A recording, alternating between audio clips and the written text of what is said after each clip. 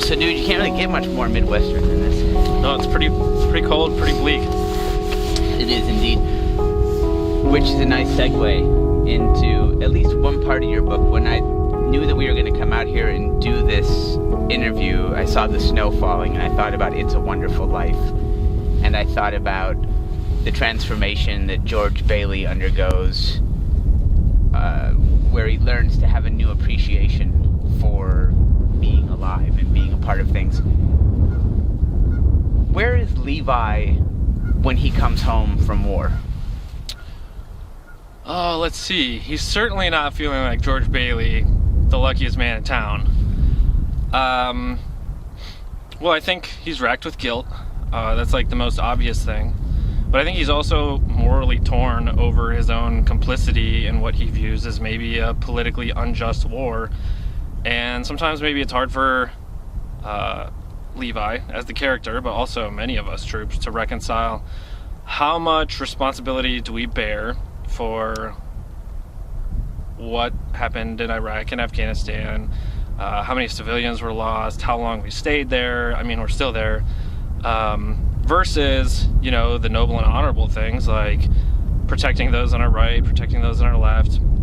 In my own case, like taking apart IEDs and things like that, like those are all obviously very good things, but that still doesn't mean that you're not part of the system and the machine that like caused all this other mayhem. So I think he's kind of in a place where he's still trying to just reconcile all of that. When did you know you were going to write A Heart and Everything?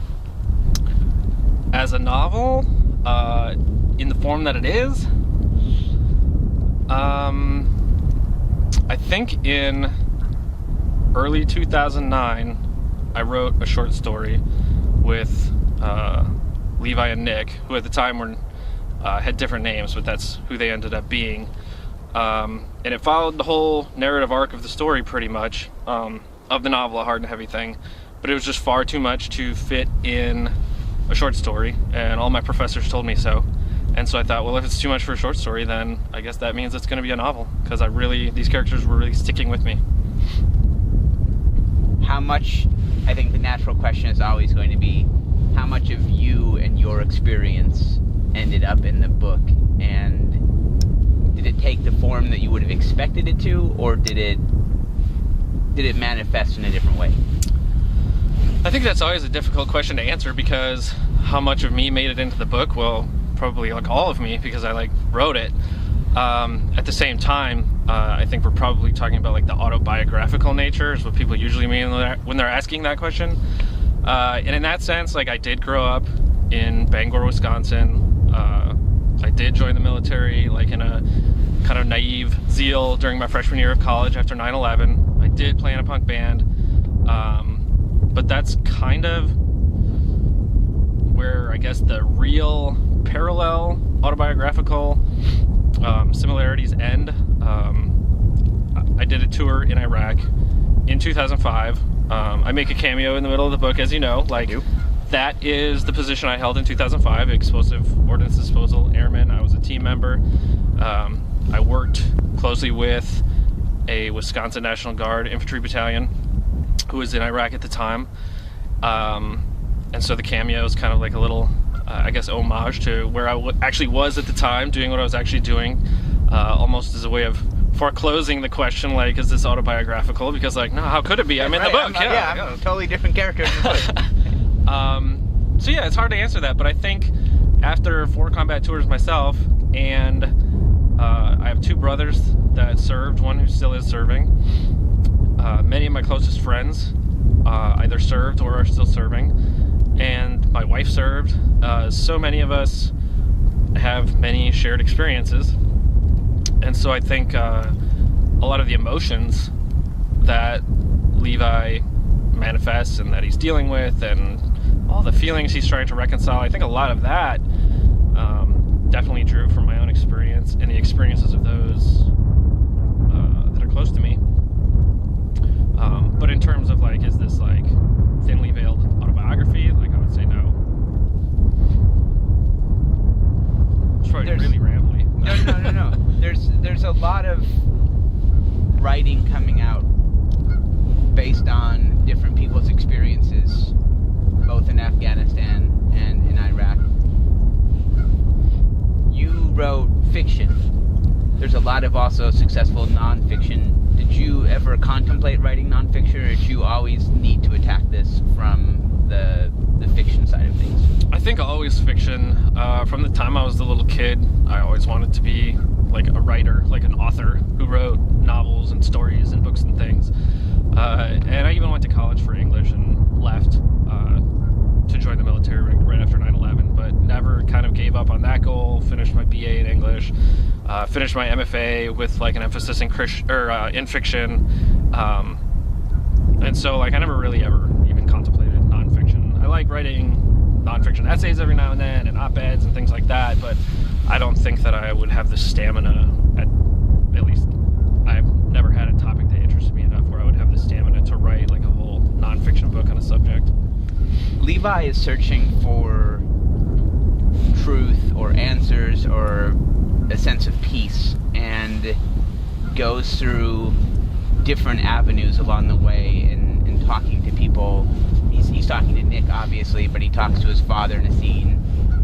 There's also a religious element where he is contemplating God in the bigger picture of things. What directed you when you were approaching those scenes? Well, I'm a Christian myself, and in terms of writers, I've always been a big fan of C.S. Lewis. His book Mere Christianity, I think, is phenomenal. The Lion, the Witch, and the Wardrobe, the Chronicles of Narnia series, that's relatively allegorical, and I've always been a fan of allegory, and so I wanted to make my own story somewhat allegorical, to show that, you know, like, we can't necessarily find these answers. We don't necessarily get atonement for what we did in combat or for any other, you know, I guess sins that may be bothering us, but that doesn't mean that there can't be redemption. Do you feel as though Levi ultimately does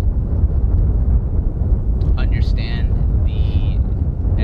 removing even whether or not he finds redemption, but that he understands the quest that he is on as one for redemption and not self-destruction? I think so. I think particularly at the end, I think the goal that I was trying to get across was always, hey, Levi saves Nick in Iraq, but when Levi gets home, it's Nick's chance to save Levi. So Levi's always been on this path to self-destruction, and maybe at the end, it ends on a very hopeful note, and they're, you know, looking up at the sky together, and I think that's kind of the beginning of Levi's next chapter in life, where, you know, he realizes that there's nothing that he personally can do to make up for anything that he feels guilty for, but that doesn't mean that he has to carry that guilt around forever, kind of like in many of our own walks of life. Did you feel any increased pressure or responsibility to get the experience of war a certain way, so that it was both honoring what you went through and what other people went through, but there was also then an honest portrayal for people who were not there? Did you feel pressure? Because we see so many sensationalized, we see so many Hollywooded, for lack of a better term, depictions. Did you feel that you were facing any kind of pressure to get it right, for lack of a better term? I don't know that I felt pressured to get it right per se, but I did feel pressure to make it as representational of the greater whole as possible. And when you're dealing with fiction and also dealing with verisimilitude, you want to strike a balance between something that's going to capture the reader's interest, but while also capturing, you know, real life is not always that sensational, and sometimes events that are not that sensational can be just as important or impactful on a person's life as things that are. I guess at the center of the book, the attack that leaves Nick wounded and for which Levi gets the Silver Star is in itself a bit sensational, But the rest of the book I wanted to make kind of muted. So there's this one small 12-minute part of these guys' lives that is sensational, but the rest of their lives really isn't. You know, they're regular Midwest guys. They live regular Midwest lives when they get home, and there's nothing spectacular about Levi's self-destruction. In fact, it may not, you know, part of the discussion with his father is that it's not even necessarily visible to everybody. It's more of an internal struggle.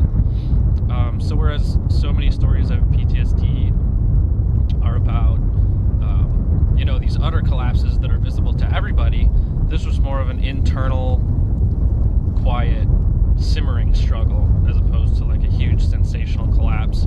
So I wanted that to be kind of apparent. And so there was that tension between, okay, how do we make this compelling in terms of a story, but also get across the point that like not all of these conflicts are sensational. You mentioned PTSD.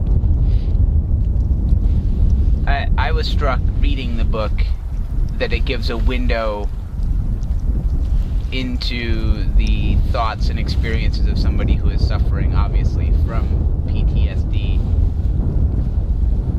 As we move forward 5 years, 10 years into the future, are there a lot of Levi's that are out in the world, and how can we as people help love the Levi's of the world so that there isn't this imminent self-destruction? I think there are going to be, or there already are, many Levi's in the world, but maybe not quite as many as we think. PTSD is, as you know, like a clinical diagnosis with like enumerated symptoms, but it almost seems like PTSD has become just a shorthand for troops who have seen combat and maybe struggle with something at one point or another.